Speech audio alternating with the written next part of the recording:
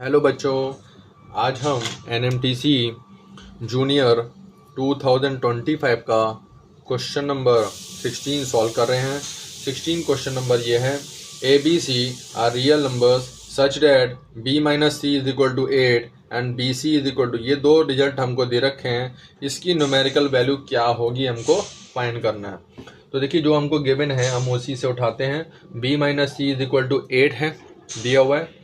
Squaring both side करिए तो ये आपको मिलेगा B square plus C square minus 2bc is equal to 64।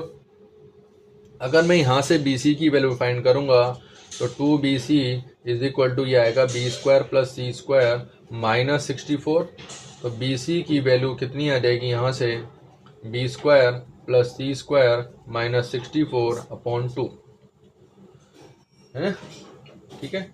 अब BC की वैल्यू यहाँ से भी निकलेगी, तो BC की वैल्यू इस इक्वेशन से क्या निकलेगी, माइनस ए स्क्वायर माइनस 16।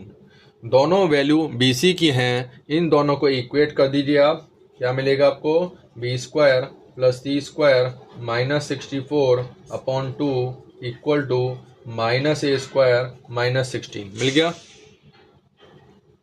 चलिए क्रॉस मल्टीप्लाई कर दीजिए, तो B square plus C square minus 64 is equal to minus 2a square minus 32, ये आ गया, ठीक है।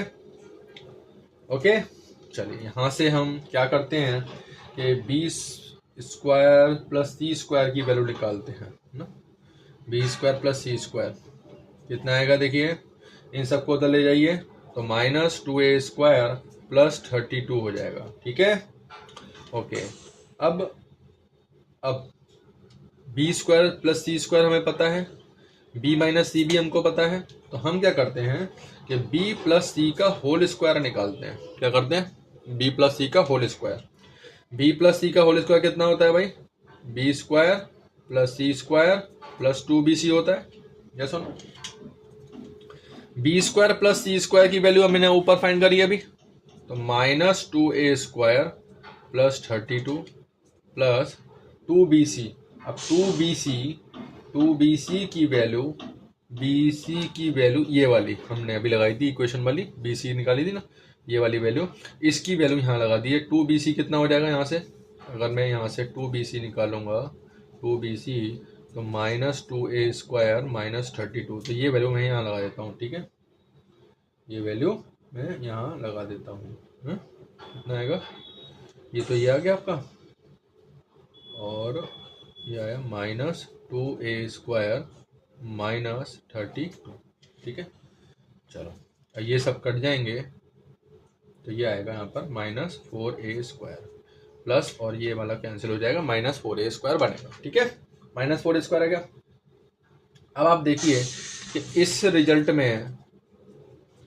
रिजल्ट में ओनली पॉसिबल क्या चीज़ है, ये कब पॉसिबल है, ये कब पॉसिबल है, जब a इज इक्वल टू 0 होगा, है ना, a इज इक्वल टू 0 होगा तभी पॉसिबल होगा। तो जब ये और a इज इक्वल टू 0 होगा तो भाई b प्लस सी स्क्वायर भी 0 होगा, यानी कि b प्लस सी भी 0 होगा, और b माइनस सी आपको 8 दिया हुआ था।